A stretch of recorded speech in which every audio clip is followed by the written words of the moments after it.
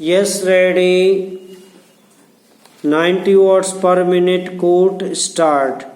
मुख्यमंत्री कार्यालय से जारी एक बयान में भी कहा गया, उत्तर प्रदेश सरकार नगरीय निकाय सामान्य निर्वाचन को लेकर आयोग गठित कर ट्रिपल टेस्ट के आधार पर अन्य पिछड़ा वर्ग के नागरिकों को आरक्षण की सुविधा उपलब्ध कराएगी।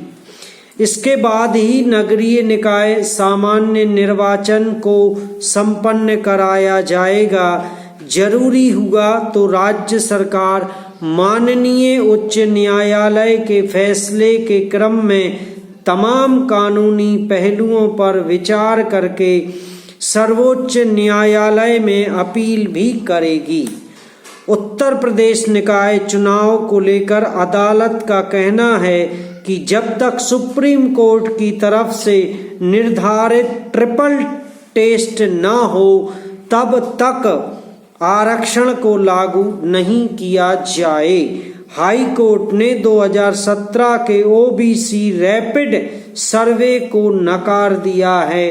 हाई कोर्ट ने निकाय चुनावों के लिए 5 दिसंबर को जारी ड्राफ्ट नोटिफिकेशन को भी खारिज किया है। इस फैसले के बाद विपक्षी दलों ने यूपी सरकार को घेरना शुरू कर दिया है। आरक्षण के साथ ही कराएंगे यूपी में निकाय चुनाव, हाई कोर्ट के फैसले पर बोले सीएम योगी पैरा।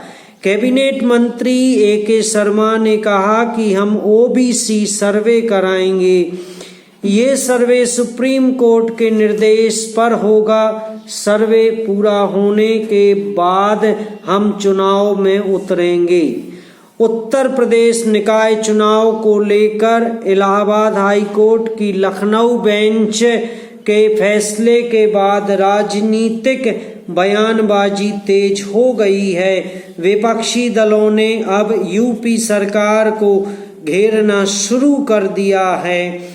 सपा और कांग्रेस ने मांग की है कि बिना आरक्षण निकाय चुनाव नहीं कराए जाएं। इस पर मुख्यमंत्री योगी आदित्यनाथ ने कहा है कि सरकार आयोग गठित कर ट्रिपल टेस्ट के आधार पर अन्य पिछड़ा वर्ग के नागरिकों को आरक्षण की सुविधा उपलब्ध कराएगी। गौरतलब है कि कोर्ट ने यूपी सरकार को निर्देश दिया है कि इस बार बगैर आरक्षण के निकाय चुनाव कराए जाएं। उत्तर प्रदेश निकाय चुनाव को लेकर अदालत का कहना है कि जब तक सुप्रीम कोर्ट की तरफ से निर्धारित ट्रिपल टेस्ट न हो तब तक आरक्षण को लागू नहीं किया जाए। हाई कोर्ट ने 2017 के ओबीसी रैपिड सर्वे को नकार दिया है।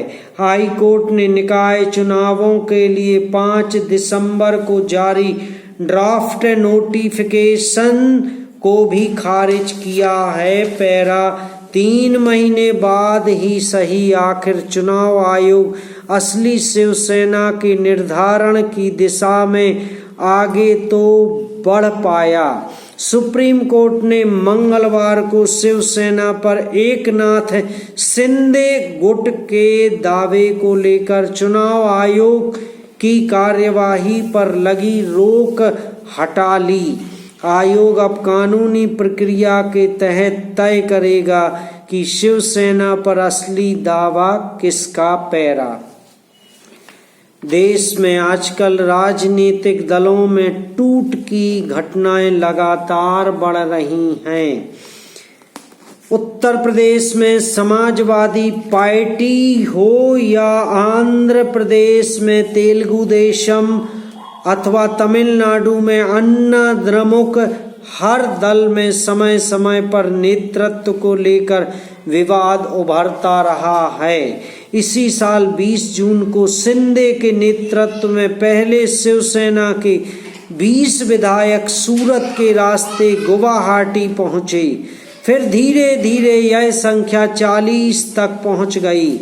मुख्यमंत्री उद्धव ठाकरे के पास सिर्फ 15 विधायक रह गए। परिस्थितियां बदली तो ठाकरे को अपना पद छोड़ना पड़ा। इसके बाद मामला अदालत तक पहुंचा और शिंदे ने 30 जून को मुख्यमंत्री पद की शपथ ले ली। शपथ लेने के बाद से लेकर अब तक शिवसेना पर कब्जे को लेकर लड़ाई अदालत और चुनाव आयोग के बीच झूल रही है। लोकतंत्र में राजनीतिक दलों के बीच वर्चस्व की लड़ाई के बीच हमारी संसदीय प्रणाली में अनेक खामियां सामने आती हैं। राजनीतिक दलों में टूट को लेकर अनेक नियम हैं। राज्यपाल और विधानसभा की शक्तियों को लेकर भी स्पष्ट व्याख्या है।